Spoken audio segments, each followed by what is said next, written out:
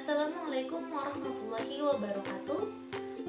Hai semuanya, Saya Rodia Tamardiah Hasibuan, NIM 17205095. Pada kesempatan kali ini, saya akan membahas tentang kelebihan dan kekurangan dari pembelajaran online. Sebelumnya, kita harus mengetahui apa yang dimaksud dengan pembelajaran online. Nah, menurut kalian, apa sih yang dimaksud dengan pembelajaran online? Berikut, mari kita bahas. Pembelajaran online adalah proses interaksi antara pendidik dengan peserta didik dalam melangsungkan proses pembelajaran dengan menggunakan berbagai media elektronik seperti smartphone, laptop, komputer yang disambungkan dengan berbagai jaringan dan juga dengan bantuan dari berbagai aplikasi seperti Google Meet, Zoom, WhatsApp, Google Classroom, dan lain sebagainya yang dilaksanakan secara online. Untuk bahasan selanjutnya, kita akan membahas tentang kelebihan dari pembelajaran. yang pertama adalah praktis dan fleksibel. Artinya, kita bisa melaksanakan pembelajaran dimanapun kita berada tanpa harus memakai pakaian formal seperti hal biasanya yang kita lakukan untuk pergi ke sekolah. Yang kedua adalah pendekatan yang lebih sesuai. Pada pembelajaran online, pendekatan yang digunakan sesuai dengan apa yang kita butuhkan.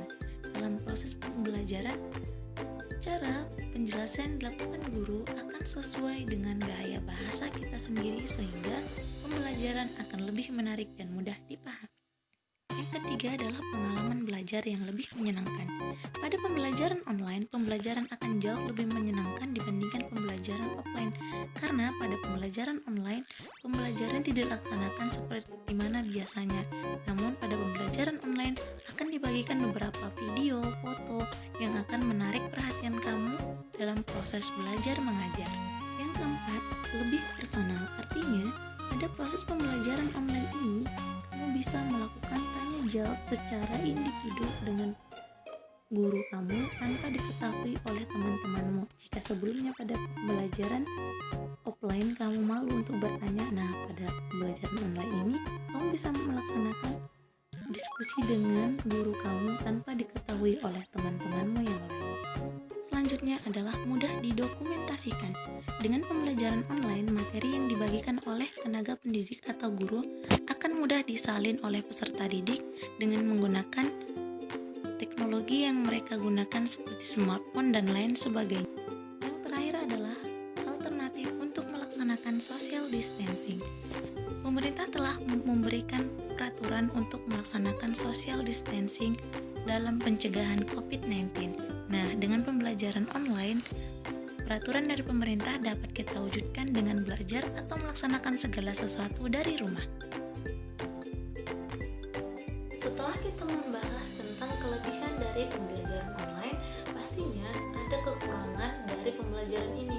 Nah, apa saja yang menjadi kekurangan pembelajaran online? Berikut, mari kita bahas. Yang pertama adalah tugas-tugas yang menumpuk. Pemberian tugas dilaksanakan oleh guru untuk memotivasi peserta didik dan mendisiplinkan untuk tetap melaksanakan pembelajaran di rumah meskipun melalui online. Namun, tugas-tugas tersebut menjadi beban bagi setiap peserta didik yang malah menjadikan mereka lebih malas dan melaksanakannya bukan karena ikhlas, namun karena menjadi kewajiban. Yang kedua, menghabiskan banyak kuota atau paket data. Pembelajaran online tentunya akan menggunakan jaringan atau secara online. Nah, dengan durasi pembelajaran yang lama, maka akan menghabiskan banyak kuota, misalnya dengan penggunaan aplikasi Google Meet atau via Zoom. Yang ketiga adalah pembelajaran sulit dipahami.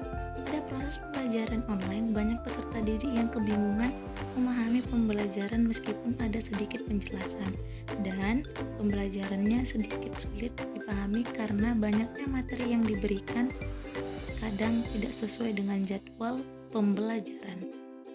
Yang keempat adalah proses pembelajaran sedikit rumit. Pada proses pembelajaran online ini, terdapat beberapa peserta peserta didik mengalami kesulitan dalam memahami pembelajaran karena ada beberapa tenaga pendidik yang hanya memberikan materi tanpa menjelaskan sehingga peserta didik merasa bingung dengan apa yang diberikan oleh tenaga pendidik.